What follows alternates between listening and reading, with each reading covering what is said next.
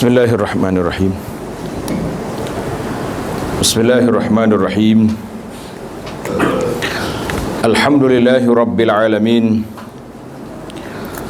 Alhamdulillahillazi arsala rasulahu bil huda wa dinil haqq liyuzhirahu 'ala ad-dini kullihi wa kafa billahi shahida. Asyhadu an la ilaha illallah wahdahu la syarika lah wa ashhadu anna Muhammadan abduhu wa rasuluh.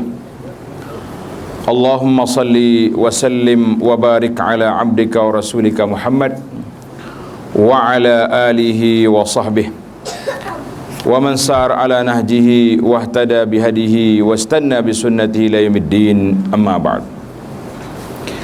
Yang dihormati Fadil pengurusi majlis, pengurusi dan yati kuasa masjid ataupun surau, para imam muslimin dan juga muslimat sekalian, Assalamualaikum warahmatullahi wabarakatuh. Alhamdulillah, kita panjatkan kesyukuran pada Allah Azza wa Jalla kerana dengan limpah kurnia Allah kita dapat mengadakan ataupun meneruskan majlis ilmu yang berkait dengan kehidupan kita seharian ini. Bila kita duduk di alam dunia pada hari ini, maka kita akan melalui beberapa perkara yang agak sukar bagi kita, terutama sekali apabila timbulnya kecelaruan di dalam kehidupan manusia. Celaru di sini sebab apa? Mungkin disebabkan suasana yang begitu sudah berubah. Kalau dulu kita duduk di kampung kita ni, kita tahu cerita kampung kita je. Kalau ada peristiwa yang berlaku di kampung sebelah kita ni, mungkin besok atau selepas 3 hari baru sampai sini.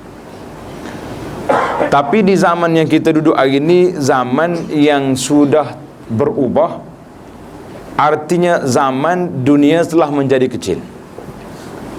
Tak ada sempadan dah. Kalau berlaku aksiden di lebuh raya tu, tak sampai 2 minit seluruh dunia tahu.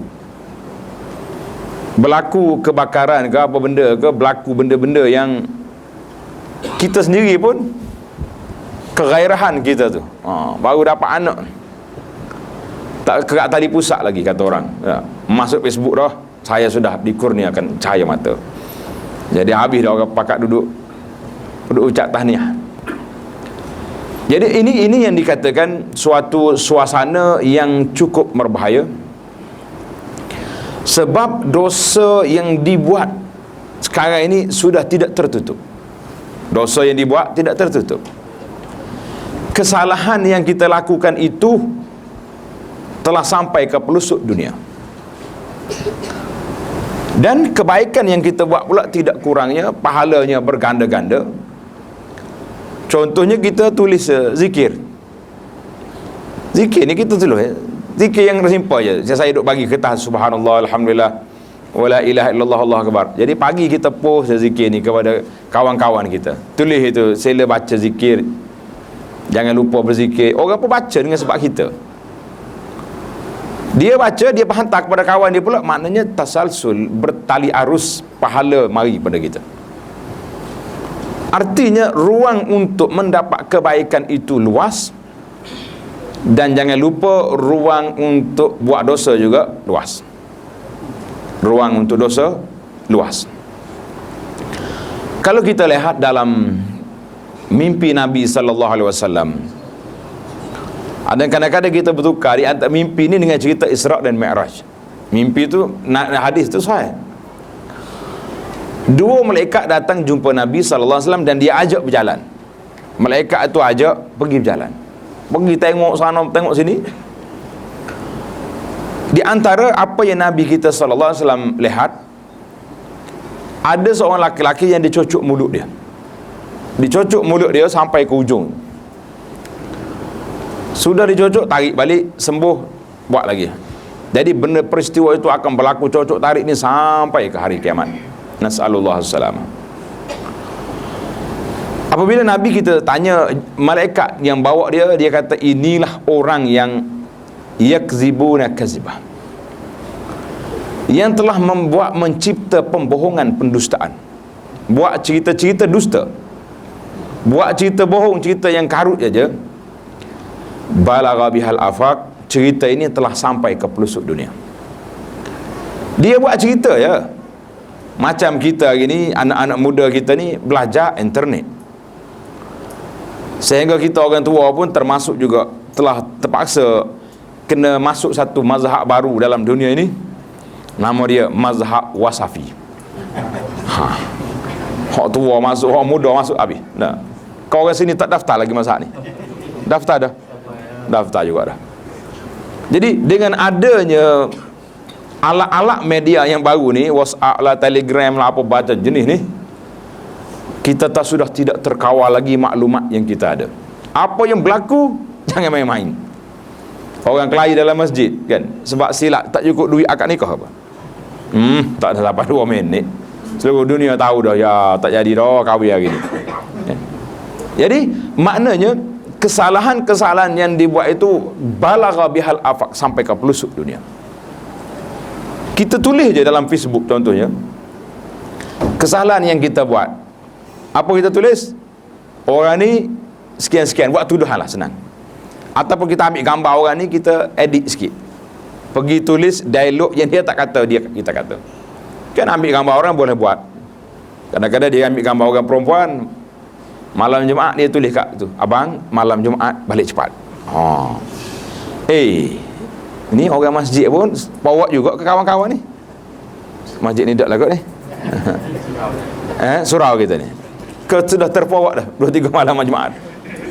Tuan-tuan bayangkan pembohongan yang dibuat itu. Budak tu siapa? Si perempuan tu siapa? Dia ni kalau tak kahwin lagi pun anak perempuan seorang Muslim. Kalau dia kahwin lagi pula, tambah lagi bini seorang Muslim. 2. Dan kata-kata yang dibuat tadi, dia kata kata-kata, dia tak kata pun. Maknanya kita telah mereka cipta kata-kata nisbah kepada orang, mempermainkan gambar orang, membuat kata-kata yang dia tak kata. Maka peristiwa ini telah sampai ke pelosok dunia. Kalau grup kita ni ada hari ni duduk di England, seorang grup kita duduk di Jepun, seorang lagi ahli grup kita duduk di mana? Kutub Utara. Semuanya sampai dalam masa beberapa saat. Maka itu yang patutnya.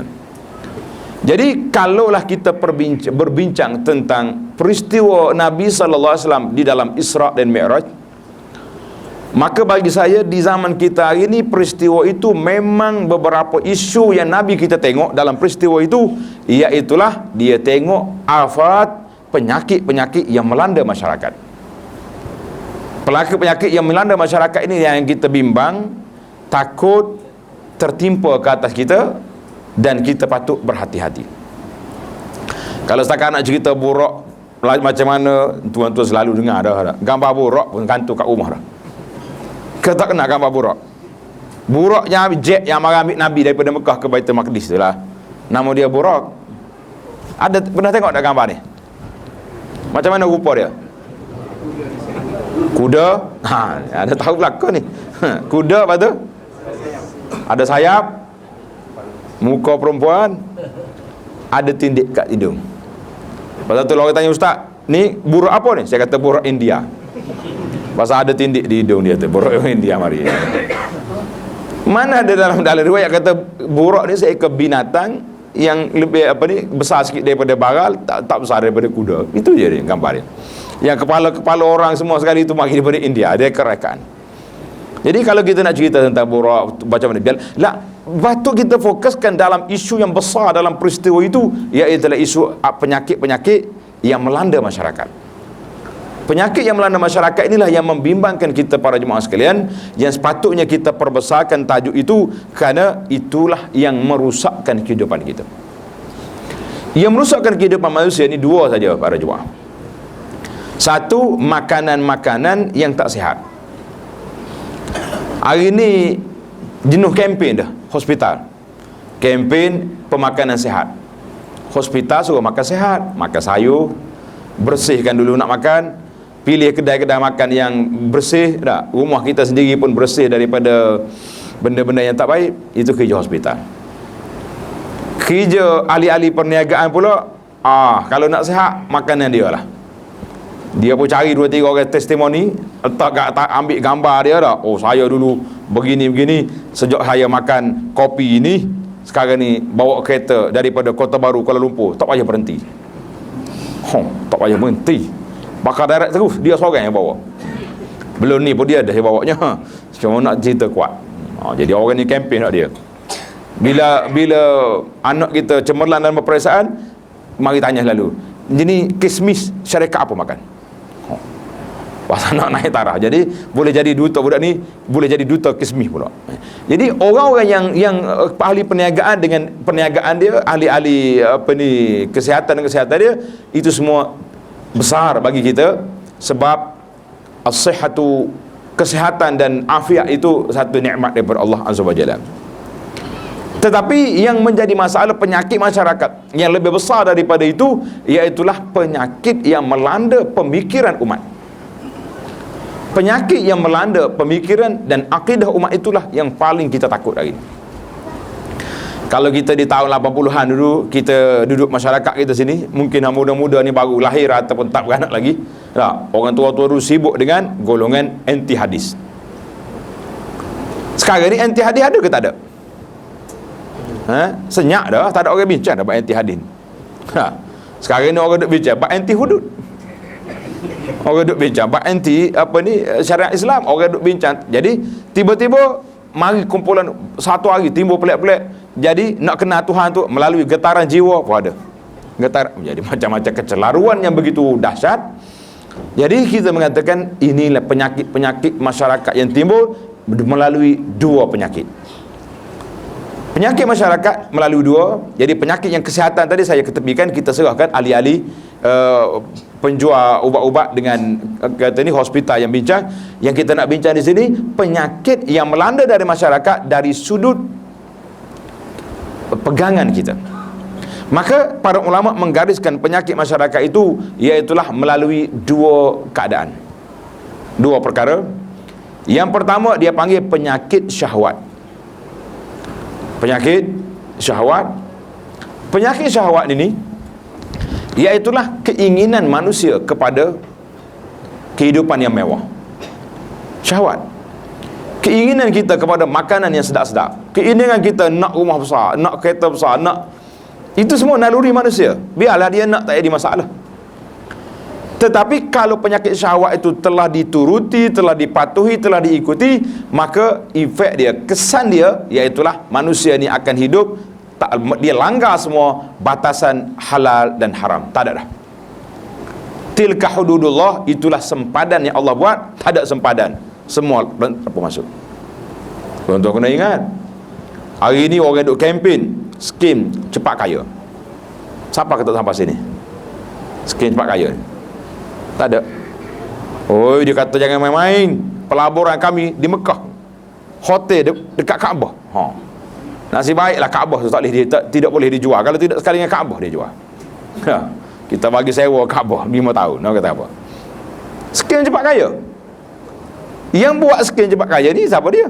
Orang-orang yang ada kopiah, ada serban atas kepala. Jadi halal dengan haram tak menjadi perkiraan, yang penting syahwat itu dipenuhi. Ini satu penyakit. Satu lagi penyakit yang berbahaya kepada umat ini, dia panggil penyakit syubhat. Penyakit keraguan, kecelaruan di dalam beragama. Ini berat. Jadi macam-macam orang boleh fikir dengan otak dia sekarang ni tentang bagaimana syaitan tu mari kacau kita dalam kita berhidup beragama. Maka di antara syaitan besar yang mari kepada kita ini, khususnya masyarakat kita di rantau ini, iaitulah apabila marinya penjajah. Kita sini dijajah oleh siapa? Oleh British. British balik lama dah, 1957 British balik. Betul tak? Saya ingat lagi arwah bapak saya dulu, kalau tanya dia ceramah ini, dia suka berpantun. Menarik juga pantun ni. Dia kata, harimau mati meninggal belang, orang putih lari tinggal undang-undang. Sedap dia ajak dia dah. Orang putih lari, undang-undang dia ada tak ada sini? Oh, ada. Jadi undang-undang orang putih inilah yang telah menghalang kita daripada melaksanakan undang-undang syariah. Tak ada manusia peduli pada saat itu. Tapi apabila ujung-ujung ni, bila kita sudah lemah, kita sudah tidak ada kudrat, kalau orang tua agak berjalan dengan tongkat dah, barulah nak pindah undang-undang. Bila nak lulus? Kenapa kita tidak sedar lebih awal lagi bahawa undang-undang ini lapuk, undang-undang ini orang putih, undang-undang ini tidak ikut syariat? Pada saat itu kita tidak berfikir. Sebab keracunan fahaman sekular yang ditanam oleh British dalam kepala itu, iaitulah merusakkan makna ayat surah Az-Zariyat ayat 56, wa ma khalaqtul jinna wal insa illa liya'budun. Aku tidak jadikan jin dan manusia itu kecuali supaya mengabdikan diri padaku. Ambil ayat ini, dikongkongnya ibadat itu duduk di mana? Duduk di surau, duduk di balai sah, di masjid, duduk di sekolah agama, duduk di ibadat-ibadat khas, solat, zakat, puasa, pergi Mekah. Quran pun diberi beberapa tempat saja. Nak musabakah, silakan, 3 hari 3 malam, tak ada masalah. Nak musabakah di stadium boleh, nak musabakah di dewan mana-mana, tidak menjadi masalah. Kan? Nak buat apa lagi? Tahfiz Quran dipersilakan. Tapi jangan sekali-kali sentuh, cuba nak bawa ayat Quran itu dilaksanakan di dalam kehidupan, maka itu dilarang. Ini dia panggil mafhum al-ibadah itu telah dirusakkan oleh mereka. Keracunan ini memang agak sukar. Orang panggil nak pulih balik semangat ini cukup payah. Maka kita lihatlah anak-anak kita membesar dalam acuan yang telah dibawa telah dipesongkan kepahaman mereka. Jadi kita nampak hari ini yang mari ke masjid, yang mari ke surau, yang mari ke sini, anak-anak orang perempuan ni Masya Allah masuk masjid, solat. Lepas solat dia gulung kain telekung, dia tu sekali dengan kain tudung dia telekung. Keluar masjid dogo-dogo, ya kata orang, tak ada tudung atas kepala. Bila orang tegur dia, kenapa ni? Solat pakai tudung molek, lepas solat tak ada. Itu dia dengan tadi solat dia dengan Allah, ini ikut dia, dia bebas dia, itu hak peribadi dia. Ini hak saya. Siapa dia kata hak awak? Ini yang kita kata orang perempuan yang keluar daripada rumah dengan tidak menutup aurat, manusia ini telah mencabul hak asasi manusia. Hak asasi kita sebagai laki-laki tidak dibenarkan melihat aurat wanita. Jadi kenapa dia buka? Itu telah mengganggu hak kita sebagai seorang Muslim. Anak-anak kita juga orang-orang Islam yang bekerja di tempat-tempat tertentu, langsung jangan sentuh. Nak tudung pun tak boleh, nak pakai kain cukup jahit pun tak cukup benang, nak pakai seluar labuh pun tak boleh. Jadi apa kehidupan kita beragama dalam suasana begini? Ini yang kita kata penyakit-penyakit syubhat itu. Maka marilah pemikiran-pemikiran yang cukup berat ini para jemaah sekalian. Jadi kita kena ingat, zaman dunia kita hari ini, dunia yang sudah berubah, senangnya, luasnya skop untuk kita dapat maklumat, dan luasnya skop untuk melakukan maksiat. Ini sangat bahaya dalam kehidupan seorang hamba Allah Azza wa Jalla. Jadi kita ambillah ibrah dan pengajaran yang besar ini daripada peristiwa-peristiwa yang berlaku di dalam sirah Nabi sallallahu alaihi wasallam. Di antara perkara yang Nabi kita sebut lagi, iaitulah penyakit masyarakat yang dilihat itu dipanggil makhatir amrad al-ijtimaiyah, penyakit-penyakit masyarakat. Apa yang penyakit masyarakat Nabi tengok? Iaitulah uqubah jarimatil ghibah. Tengok ada orang yang kena potong lidah, kan? Dipotong lidah dia. Bila Nabi kita SAW tanya, kenapa ni? Nabi kata apa? Orang ni khutaba ummati, penceramah-penceramah di kalangan umat aku. Subhanallah. Penceramah di kalangan umat, ceramah sedap, suka kita dengar. Nak panggil dia pun terpaksa melalui PA yang telah ada rate tersendiri. Tanya surau kecil ke besar? Surau kecil berapa harga? Surau besar berapa harga? Contohlah. Cakap sedap, tetapi dalam sudut pelaksanaan, dari sudut amalannya tidak nampak apa-apa. Khutbah ummati, akan ada penceramah-penceramah di kalangan umat Nabi itu, kerja dia dalam dakwah alam nu potong lidah dia. Sebab apa? Sebab dia cakapnya sedap, tetapi dia tidak merealisasikan apa yang telah mereka katakan. Ada juga di antara Yang Nabi kita SAW tengok juga, ada di kalangan orang yang mempunyai kuku yang tajam, duduk garu dia punya muka dia sampai luruh muka dia, dada dia garu di sini. Bila Nabi SAW tanya, siapa tu? Jibril kata, haula'il ladzina ya'kuluna luhuman nas. Ini di antara orang yang duk makan daging manusia.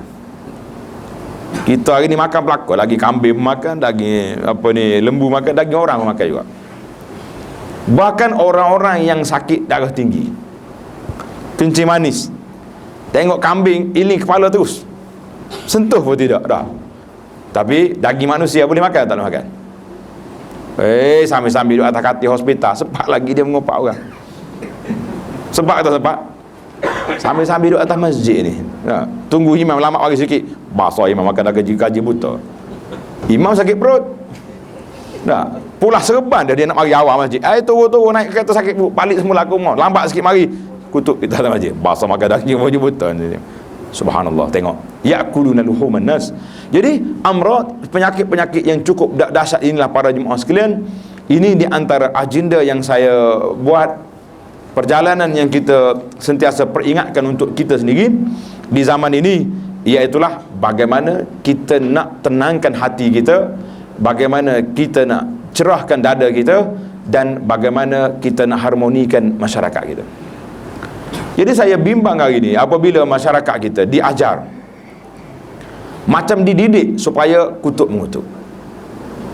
Kalau tuan-tuan buka dalam internet, sama ada dalam Facebook ke, dalam WhatsApp ke, dalam apa saja, saya kira kalau kita serah bahasa-bahasa yang digunakan oleh orang-orang muda hari ini, orang-orang pegawai-pegawai DBP mungkin sebulan tak boleh tidur. Ni nak buat kamus baru ni, bahasa-bahasa yang baru digunakan. Otak di kepala lutut. Ustaz apa dia tanya, otak kepala lutut duduk. Dia tak ajar dengan masalah. Bila ustaz tu sebut, dia pun komen balik ke bawah, ni ustaz ni otak kepala lutut. Sedap juga dia, otak di kepala lutut dia pun. Jadi jawab hak saya kawan dia bawah tu, gak dia ada juga otak, mu ada ke tak? Ustaz tu ada juga otak di kepala lutut, mu tu ada otak ke tak mu? Awak tu. Allahu akbar. Dahsyat. Jadi penyakit ini, besarkanlah isu-isu yang ditimbulkan, yang Nabi SAW telah diperlihatkan oleh Allah Azza wa Jalla di malam itu, iaitulah penyakit-penyakit yang menyentuh tentang penyakit masyarakat. Orang mengumpat orang ditunjuk, penceramah-penceramah, ahli-ahli motivasi yang pandai bercakap tapi tidak beramal, potong lidah. Orang yang mengumpat duduk apa ni, duduk tergaru muka tadi.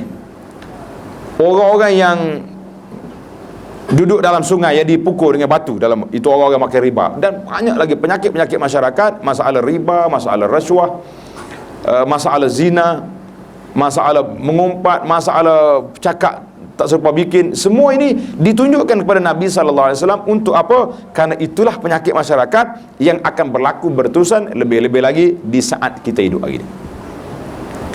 Tuan-tuan mungkin selalu kita dengar khatib, kita dengar dulu orang duk baca hadis al-muslimuna, mungkin dalam hadis arba'in ada, man salimal muslimuna min lisanihi wa yadihi. Apa berlaku hadis tu? Orang Islam itu siapa? Siapa? Al-muslimu man salimal muslimuna min lisanihi wa yadihi. Orang Islam lain selamat daripada lidah dia dengan tangan dia. Kita dulu kalau kita tafsir hadis ni, kita kata apa tangan? Mestilah kita kata kaki pukul orang, betul tak? Selamat daripada lidah dia dengan tangan dia. Mana orang dia ni, orang Islam tu tak kena pukul pada dia. Tuan-tuan kena ingat, hadis itu apabila ditafsir zaman kita hari ni sangat luas. Tangan hari ni orang tak bercakap dengan mulut, orang bercakap dengan apa sekarang? Cakap dengan tangan. Jumpa dah kawan tadi, duk buah dah di tangga masjid, tak bagi tahu tak. Tapi bila kawan balik rumah, masuk dalam telefon dia, jemput makan rumah saya esok. Ajaib, dia kata, wallahi. Duduk sekali di surau tadi di masjid dia, tak cerita pun aku dah. Tiba-tiba masuk kad jemputan dalam masjid. Mana tangan telah bekerja. Betul lah. Nabi SAW sebut dalam apa ni, Allah sebut dalam surah Yasin, al-yawma nakhtimu ala afwahim wa tukallimuna Ajaib. Tuan-tuan baca surah Yasin, fikir sampai sini. Hari ni aku tutup mulut. Atas dunia hari ni dah tutup dah mulut dah. Yang bercakap siapa? Wa tukallimuna aydihim, tangan yang bercakap. Jadi zaman kita hari ni zaman yang telah bercakap, dialah yang boleh menghidupkan dan boleh mematikan orang. Betul tak? Macam mana pula, macam Tuhan pula tangan kita ni. Dah. Dia boleh menghidupkan, artinya duduk diam-diam tiba-tiba hantar mari gambar. Pak Haji ahli surah kita ni telah meninggal dunia. Mana kata apa? Tok gambar sekali, sedih habis. Pakai atas gambar air mata belakang dah. Innalillahi wa inna ilaihi raji'un dah. Tak sampai setengah minit hidup balik Saat ni baru sudah minum makan teh dengan kawan kita ni, tengok. Nak hidup boleh, nak mati boleh, nak fitnah orang boleh, nak buat baik. Alhamdulillah para jemaah sekalian, jadi kita kena ingat. Ini penyakit-penyakit yang telah disebut oleh para ulama. Maka apakah ubat yang kita nak? Apakah penawar yang patut kita besarkan dan patut kita bincangkan di saat ini? Iaitulah kita sentiasa tadabbur kepada ayat surah Asy-Syu'ara. Tanda tuan-tuan, surah Asy-Syu'ara ayat 88 dengan ayat 89. Yauma la yanfa'u malun wala banun illa man atallaha biqalbin salim. Pada hari yang tidak ada faedah, tidak memberi manfaat lagi anak dia, harta dia pada hari itu. Tapi anak dia waktu dia hidup dulu, kalau dia tinggal anak yang soleh, manfaat ke tidak? Sangat manfaat tuan-tuan. Anak-anak yang soleh ni besar kelebihannya. Karena itulah kita berusaha untuk ramaikan anak. Hari ni kita baca hadis ya. Waladin salihin yad'u lahu. Kan 3 perkara bila mati anak Adam. Ustaz kita baca hadis, dia kata apa? Tinggal 3 lagi. Salah satu daripadanya anak yang soleh. Baca kelebihan anak soleh, tapi waktu nak beranak tak nak juga. Kadang-kadang dia mesyuarat dengan bakal isteri. Belum nikah lagi ni. Kita ni agak-agak berapa orang nak anak? Sedap. Mesyuarat dah tak kahwin lagi. Tak ada modal juga, duk mengorak hari-hari. Isteri saya nak 3 ya. Kata dia perempuan, kalau 2 apa okey dah. Seorang laki-laki, seorang perempuan cukup. Allahu Akbar. Itu saya kira manusia ni tak cukup dia. Jadi kalau kita mikir pada fadail, kelebihan anak soleh, jadi kena ramaikan anak tu. Mana kalau ada anak 10, kita bayangkan 6 orang yang ingat kita hari ni doa, 4 lagi sibuk, kita dapat 6 doa anak. Kalau apa lagi kalau 10 berdoa berlaku, ya subhanallah, di mana ke darjat kita? Ada seorang pakcik ni masuk dalam syurga, dalam hadis Nabi kita sebut. Dia tahulah di waktu hidup dulu, pergi surau pun duduk ujung-ujungnya ada. Solat sunat pun tak apa nak lekat. Zikir adalah sikit-sikit. Masuk dalam syurga, Masya Allah, dia orang beriman, cuma tak kuat ibadat. Masuk dalam syurga, dia naik atas, tinggi darjat dia. Tengok orang kapal lain buang dia tangga masjid dulu, rendah duduk. Dia kata, kenapa awak tahu? Tinggi sangat. Patut dia sekali level kita ni, sama-sama buang dulu. Dia pun tak puas hati, dia tanya malaikat. Tanya malaikat, dengan sebab apa saya naik atas tengok kawan saya duduk bawah? Darjat dia tinggi. Malaikat kata apa? Bistighfari waladika laka. Dia kata dengan sebab istighfar anak-anakmu. Subhanallah. Istighfar anak-anak itu menyebabkan darjat dia naik. Tinggi martabat dia sebab anak-anak. Jadi kalau kita kempen lagu ni, berasa nak ramai ke tak ramai anak? Berasa nak ramai lah sikit dah. Tapi kalau duk mikir ke anak seorang pengasuh RM400, atas di sekolah pula, hak pasal jenis sekolah bayar RM400 pula. Kena 10 orang anak, berapa sebulan? RM4,000. Gaji kita ni RM2,500 je. Hak ni tak nak beranak ni. Subhanallah. Jadi itulah realiti hidup para jemaah sekalian. Jadi ayat Quran Tuhan kata, pada hari yang tidak berguna anak pinak itu bila? Pada hari kiamat esok. Kalau ada anak pun dia tak doa dah, dia lari nak lepas diri dia. Illa man atallaha biqalbin salim, melainkan orang yang datang bertemu dengan Allah Azza wa Jalla dengan hati yang sejahtera. Jadi macam mana kita nak menjadi pemilik yang hati sejahtera? Bagaimana kita nak memiliki jiwa yang tenang ataupun tenang jiwa? supaya kita ni hidup di bawah sentiasa ingat pada Allah Azza wa Jalla. Kata di para ulama, bagaimana di antara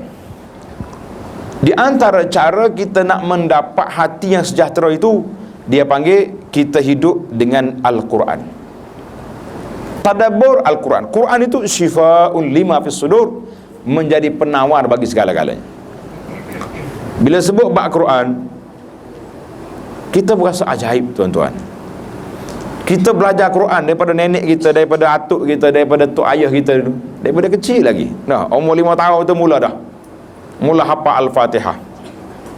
Umur 10 tahun habis dah muqaddam. Dulu ngaji muqaddam, tak ada lagi ngaji bahasa jenis bayar-bayar zaman kita ini. Biarlah, zaman telah berubah. Jangan pula kata nak ngaji Quran kena bayar juga. Dia sewa kedai mahal tu. Nak sewa kedai mahal, dia gaji guru mahal. Zaman kita dulu senang. Pergi nak mengaji Quran, timba air telaga masuk dalam tempayan depan tangga tu, selesai ada masalah. Tok guru pun tak ambil duit, masya-Allah. Dia menoreh macam orang lain juga. Subhanallah. Kan zaman tu tidak menjadi masalah, biarkanlah. Jadi kita belajar Quran daripada bawah, tapi bila sampai ke akhir sekali, bila sampai ke tua, ada juga yang tak khatam Quran. Bila mari bulan Ramadan nanti, orang duk camping kita, mari tadabbur Quran, mari tadarus Quran, tak boleh baca Quran. Saya kata tuan-tuan muslimin dan juga muslimat, kita kena ingat, jangan lagi ada orang kata saya tak boleh baca Quran. Zaman kita ni tak logik. Dia kata macam mana awak ni cakap sedap tak logik. Sebab zaman dulu kalau kata tak pandai sungguh. Betul tak? Tapi zaman kita hari ni, di saat pen boleh baca Quran, macam mana kita tak boleh baca Quran? Hari ni pen baca Quran tak? Baca Quran. Lambat orang mari jual. Ni produk baru pula ni, baca Quran 10 lagu. Sudah ada Huzaifi, ada Syekh Hamdul Basit, ada Ismail Hashim, ada, semua ada 10 lagu ada. 10 beli. Mari pula orang lari jual 20 lagu. Sekali Tok Imam Madinah lagi tambah. Huzaifi lagi. Kata apa? Beli pula. Dah 5-6 pen ada rumah. Baca Quran ada juga. Maka macam mana kita nak jadikan dia syifa, nak menjadikan dia penawar? Ada seorang pakcik ni, rumah dia sedikit gangguan. Bunyi macam-macam lah, mana-mana ke bunyi. Kadang-kadang bunyi tikus ya, tapi jiwa dia takut hantu lah tu. Mula situ. Soalan dia yang menarik juga. Dia kata, ustaz, rumah saya tu ni ayat kursi tu, daripada luar bilik sampai ke dalam bilik ada belakang, gantung belakang ayat kursi. Saya tanya dia, pakcik, siapa dia tafsir pada pakcik ni? Ayat kursi tu nama dia ayat gantung. Ayat kursi kan? Tu ayat gantung tu. Satu lagi ayat gantung dalam rumah. Ayat apa? Tahu belakang ni. Gantung juga dalam buat ni. Gantung tak gantung? Gantung juga. Yalah, daripada duk gantung gambar penyanyi-penyanyi tu, gantung ayat kursi dengan Siburina lebih baiklah. Tapi gantung itu tidak menjadi tuntutan, sebab ayat Quran Allah Ta'ala tidak turun wa nunazzilul Qur'anil 'allaq, kami turun Quran untuk digantung. Ada tak ada? Tak ada ayat apa ni? Linuqra'u ala muksin, kita turun Al-Quran itu untuk dibaca. Jadi kalau setakat tulis je tak akan jadi. Kalau setakat gantung je tak akan jadi. Bila kita nak jadikan Quran itu sebagai penawar, apabila dia dibaca, dihayati, ditadabbur dan dikaji Quran. Allah, kalau kita tengok para jemaah sekalian, tuan-tuan buka dalam tafsir. Kalau ada tafsir yang kecil-kecil pun tak apa dah. Ibnu Katsir ke, Mukhtasar Ibnu Katsir ada. Cari ayat 190 surah Ali Imran. Tanda ayat tu. Nanti balik belum tidur nanti baca. Ayat 190 surah Ali Imran ni dia panggil ayat tadabbur dan ayat tafakkur. Ayat tafakkur. Dalam riwayat hadis, Nabi SAW pernah datang balik, duduk di rumah Aisyah radhiyallahu anha. Duduk rumah Aisyah, giliran Aisyah. Mana malam tu giliran dia bermalam di rumah dari Aisyah. Nabi ni orang sangat adil. Dari bab pembahagian giliran tu cukup adil. Kita ni tak sedut mikir nak bagilah, muka ada seorang tu je tak. Pakar tak bagi dah. Kau ada 2 3 sini. Tak ada. Tak berani berlakon. Ya. Jadi bila Nabi sampai dekat dengan Aisyah, dia kata apa? Ya Aisyah, inni uridu an ata'abbad.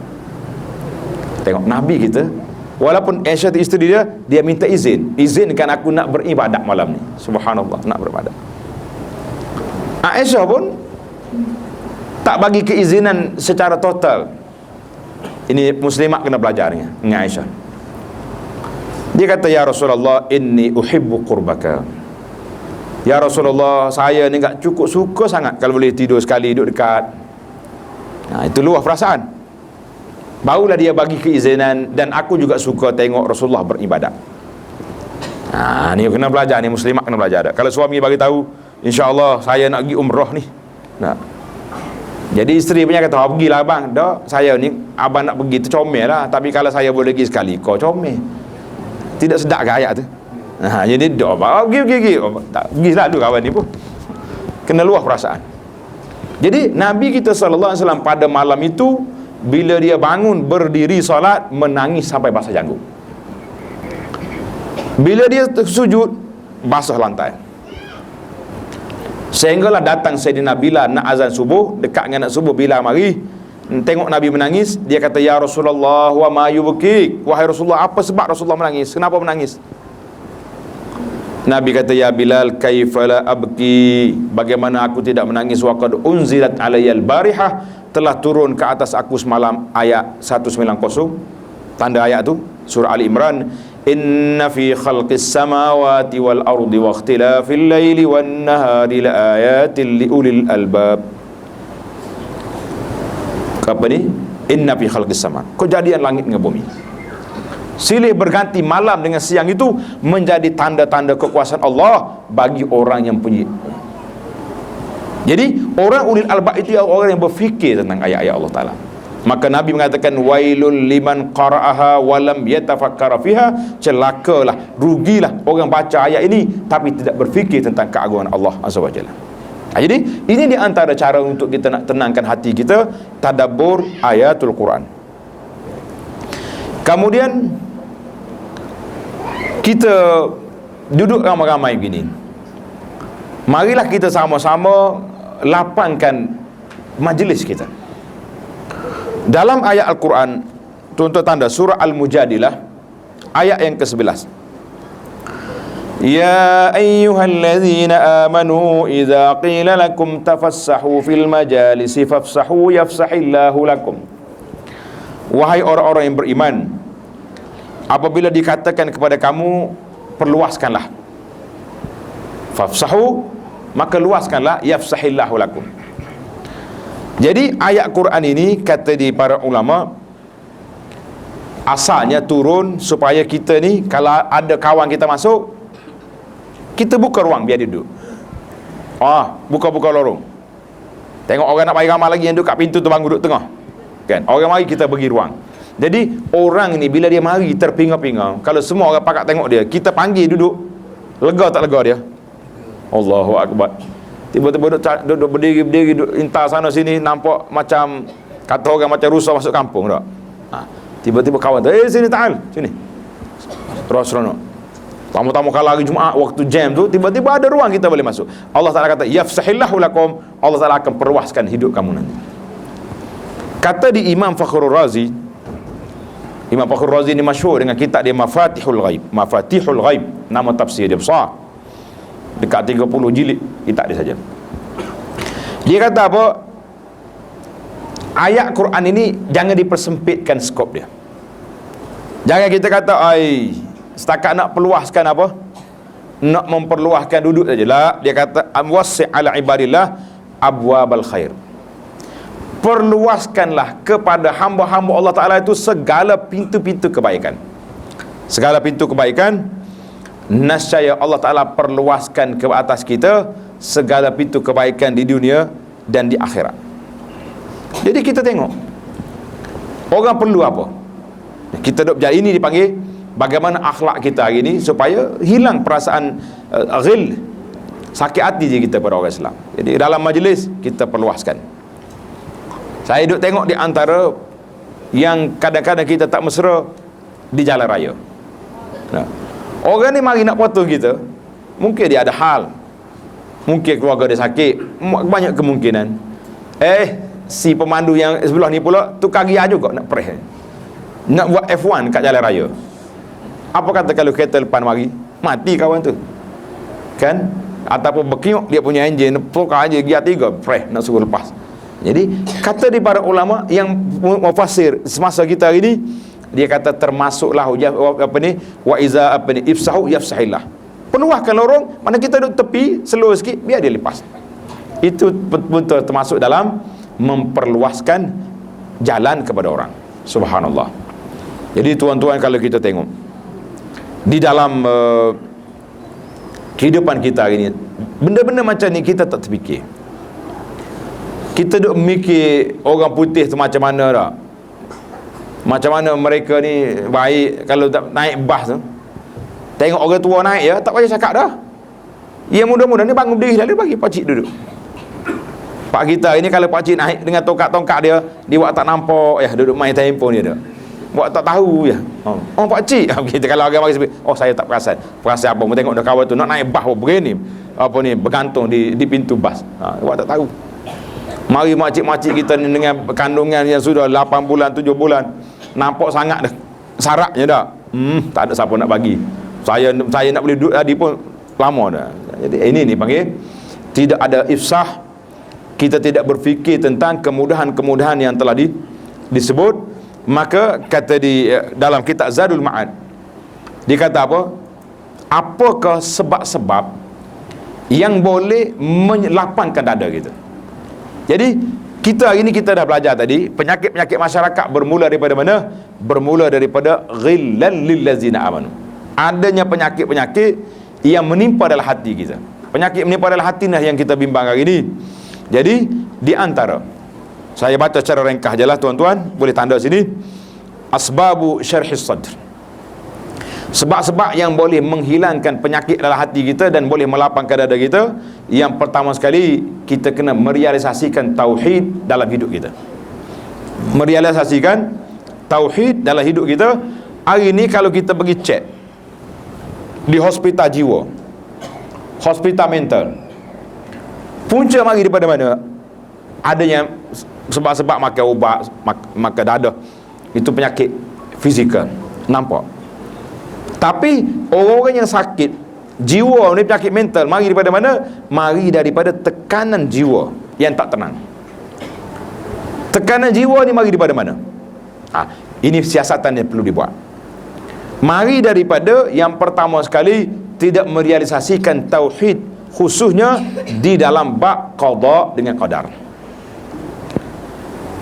Kita tengok orang senang, kita pun bukan susah sebenarnya, cuma sakit hati kawan tu boleh.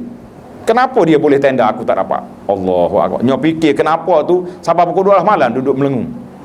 Nah, isteri dia bagi minum, bagi air cawan, tak minum-minum, duduk main kenapa. Tuan tu bayangkan, kalau 100 kali dia sebut kenapa satu malam, agak-agak esok masuk hospital jiwa ke tak? Masuk jiwa, hospital jiwa. Kenapa? Apa benda kenapanya? Memang kawan tu dapat. Kalau dia balik kepada takdir Allah Azza wa Jalla, saya dah berusaha buat isi borang, betul. Dia guna khidmat wakil rakyat, saya pun wakil rakyat juga. Mana masing-masing guna kabel belakang. Cuma mungkin YB dia kagah pada YB kita. Dia guna harga yang saya pun harga, tapi dapat dengan dia. Itu kita kata itulah takdir Allah Azza wa Jalla. Saya tengok banyak dalam beberapa kes yang saya ni salah di antara tempat yang menjadi mangsa kepada orang-orang yang bermasalah. Kadang-kadang dia telefon malam, kadang-kadang dia mesej. Kalau mesej tu tenang sikit lah, kita nak jawab tak sempat jawab, biar dulu kan. Ada kadangnya kita tak jawab, dia tengok kita baca kan, mesej ni masalah juga. Bila kita baca dia ada tanda. Saya berapa kali dah belajar dengan orang muda-muda ni, kata coba membuat dalam handphone saya ni, baca kau tak baca tak ada tanda. Kalau siapa dia ada, tolong buatkan saya. Bila dia tahu kita baca, dia call lalu. Pandai dia pun. Bila sakit jiwa pun boleh lagi main. Ustaz, kenapa Allah buat saya begini? Allahu Akbar. Kata Tuhan, buat apa awak ni? Tuhan Maha Kaya, Maha Adil. Adil macam mana? Adik-beradik saya yang tak solat, adik-beradik saya tak tutup aurat, semuanya sihat walafiat belaka. Oh, sedap. Saya yang solatnya hidup zikir ni, macam-macam ujian tipu. Dia pun akhir kali dia kata, ustaz kalau tak jawab soalan saya ni, saya nak bunuh diri. Kata apa tuan-tuan, jangan main-main. Saya nak gurau pun tak berani. Kata, kalau tak hayang kenyang mau bunuh lah. Apa mungkin kata-kata kita tu ada rekod sampai ke kepala polis, ustaz ni lah suruh bunuh diri. Oh, kena gantung pula kita ni, masalah cerita dah. Jadi ingat baik-baik tuan-tuan, memang ada masalah yang besar ini. Masalah apabila tauhid itu tidak dihayati, maka cukup bermasalah. Cuba kita tengok tempat-tempat ni, pemujaan ni, dekat-dekat pusu besar, dekat pokok, di pulau-pulau besar tu. Wih, Masya Allah, orang Islam belakang tu kepiuh cotek atas kepala, pergi duduk pasal calok dekat dengan batu besar di tempat pemujaan. Mana pergi? Kalau awak tahu kita ni ada Allah Azza wa Jalla, kenapa bila kita bermasalah tidak angkat tangan, Ya Rab, Ya Rab? Ada orang duk sibuk cari di mana ke tempat nak berdoa, di mana ke waktu mustajab doa, di mana kita mengatakan waktu mustajab doa, waktu tempat berdoa. Para ulama mengatakan doa yang sangat mustajab, doa orang yang pada saat dia berhajat. Kita bila kita berhajat, kita doa dengan hati kita, betul tak? Siapa mengalir air mata, menitis air mata, sedu-sedan kita kuat berdoa sebab kita ni nak pada benda tu. Tapi kalau kita suruh orang berdoa, ustaz tu doa juga, dia ni baru ni berdoa dah, Ya Allah kabulkanlah hajat dia, wa sallallahu ala nabiyina Muhammad. Kalau kena nakal sikit, dia buka dulu sampul tengok, boleh ya. Doa apa pendek dah. Kalau 200 kosong sikit lah. Pasal itulah kalau ada orang tua-tua mari minta doa dengan saya kata, makcik, duit jangan bagi. Saya ni kalau makcik bagi saya duit, saya tak ikhlas doa. Sebab saya nampak duit. Jangan main. Tuan-tuan dengar cerita seorang pendakwah di India. Makcik ni mari jauh tu, orang di kampung naik kereta kuda mari. Naik kereta kuda kata. Naik mari. Dia kata, tuan guru, tuan syekh Maulana lah sana guna. Maulana tolong nasihat tiup sikit, anak saya ni suka makan benda pelik-pelik, makan gula kuat. Maulana apa tengok, mana rumah? Bahasa dia lah. Dia ajak cerita jauh lah, memang jauh. Kena naik kereta pula, pergi pula muka lah sejam pula baru mari.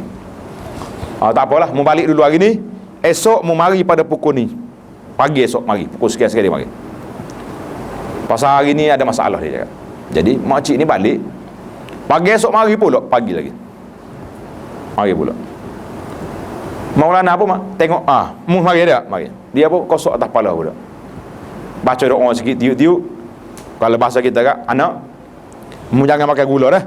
Jangan makan gula-gula banyak. Bahaya kesihatan gini-gini. Budak tu pun hanggup.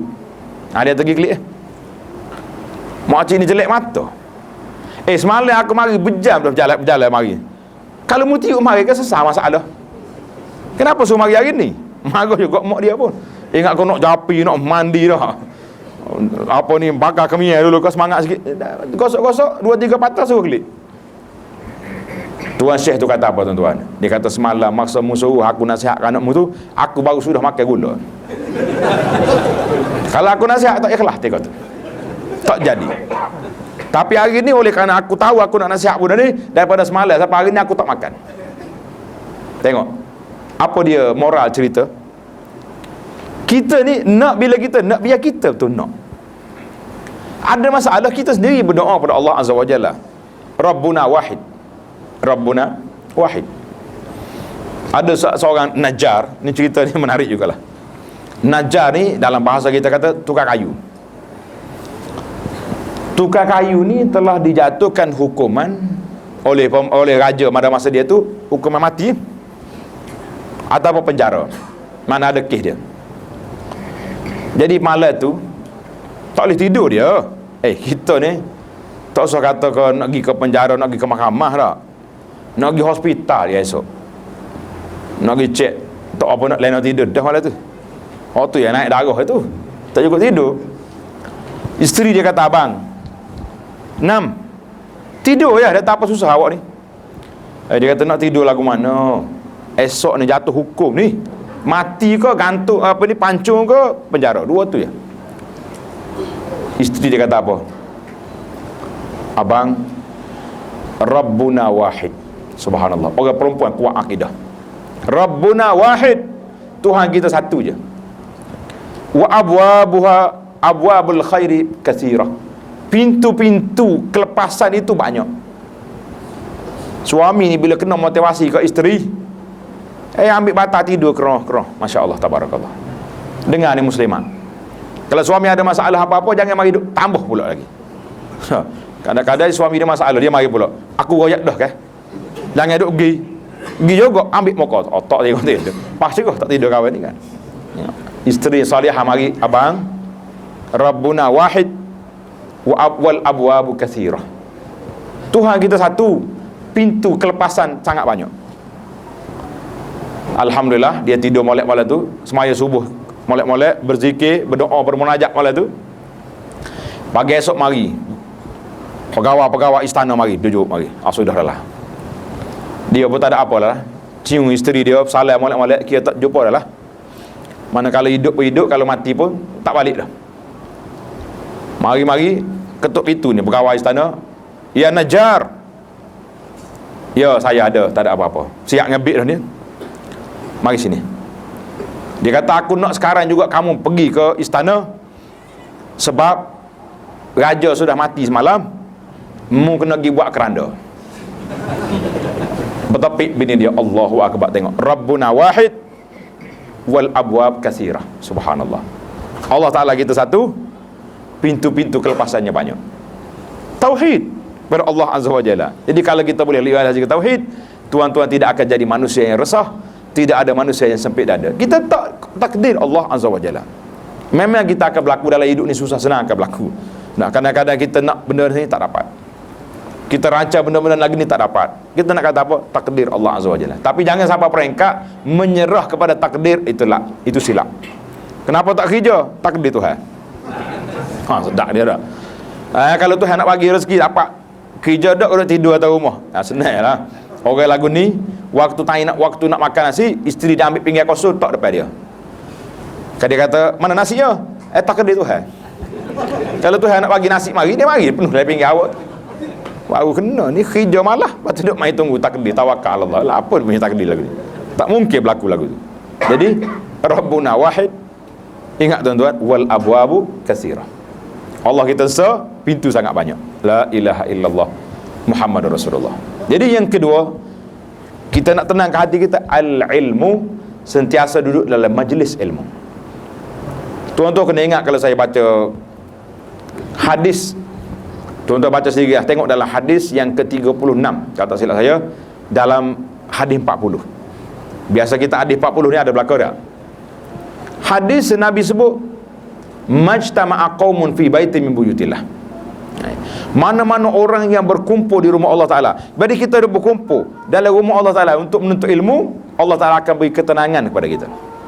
Malaikat mari duduk sekali dengan kita, rahmat likungi majlis kita, dan nama seorang-seorang ini telah disebut oleh Allah Azza wa Jalla kepada orang yang berada di sisi dia.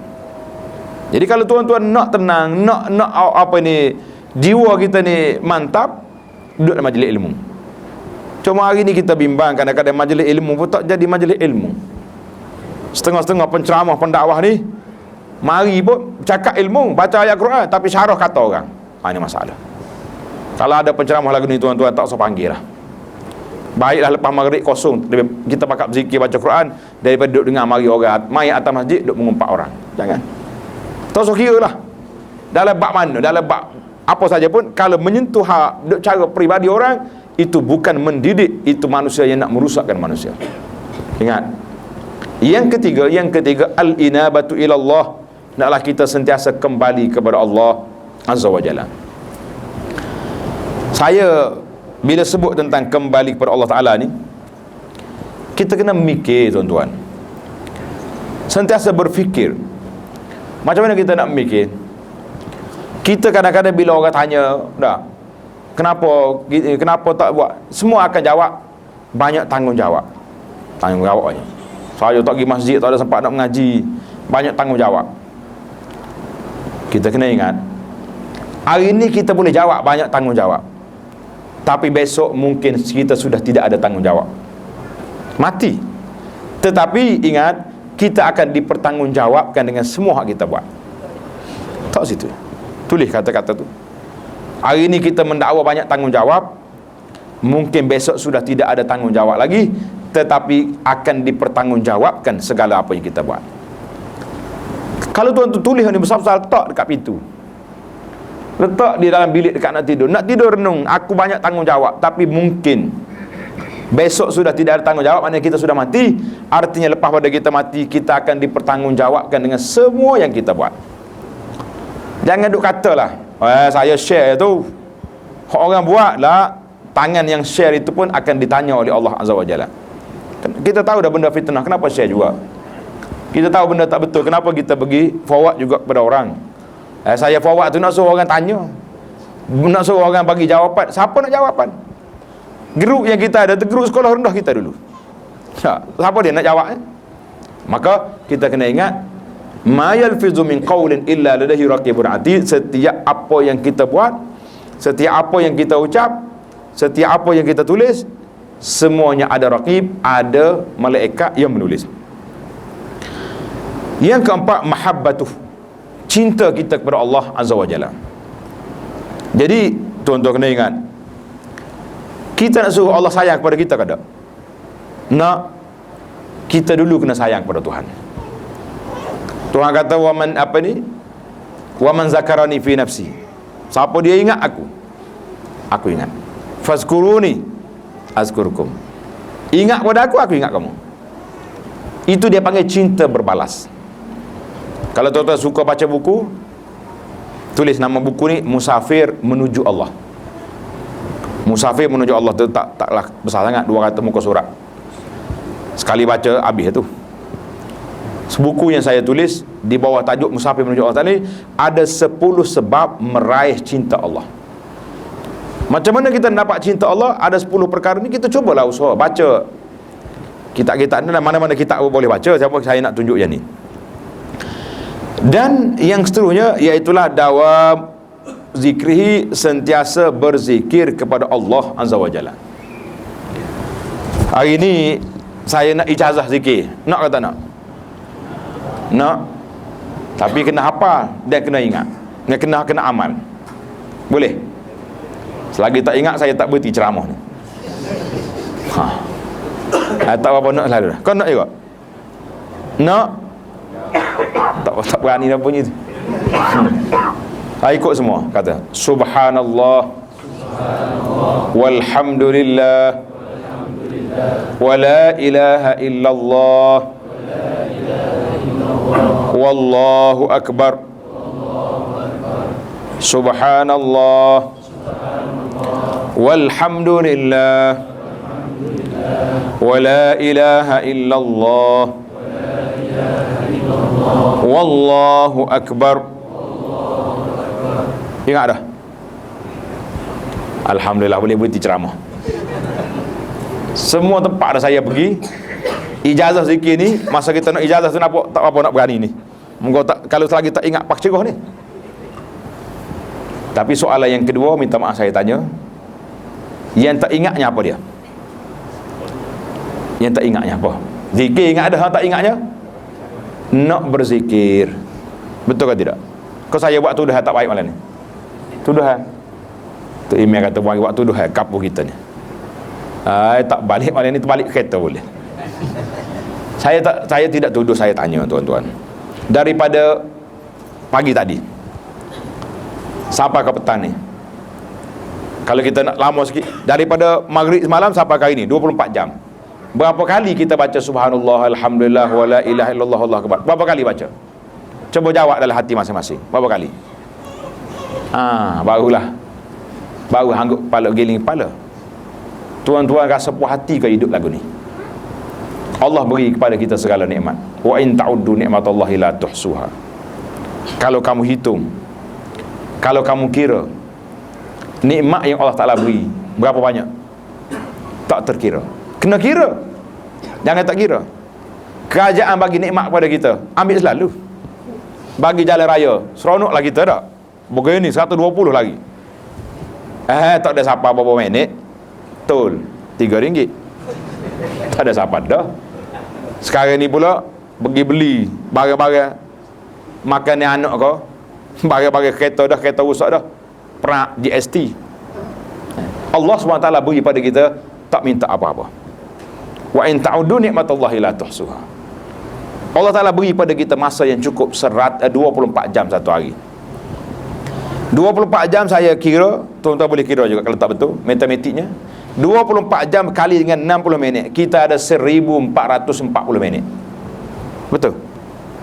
Mana toke-toke ramalkan ni? 1440 minit.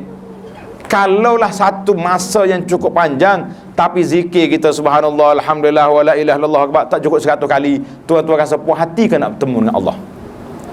Puas hati ke tak puas hati? Kalau tak puas hati, malam ni juga kita MOU, boleh ke tak boleh, kita letak sendirilah. Dia tak ada dalam hadis. Nabi kita suruh baca 100 kali. Satu pusingan 100 kali. Tuan-tuan buat wajib, aku insya-Allah nak 500 kali sehari. Boleh tak boleh? Kena letak waktu. Pagi, waktu duha, tengah hari, petang, malam, 500 kali. Istiqamah 500 kali, kaya kita.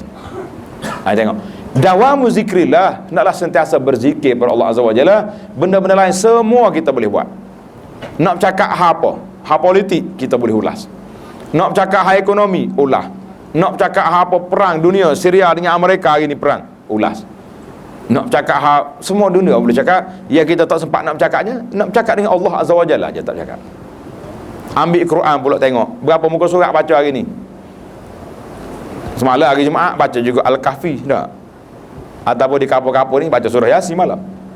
Tapi kalau hari lain surah berapa?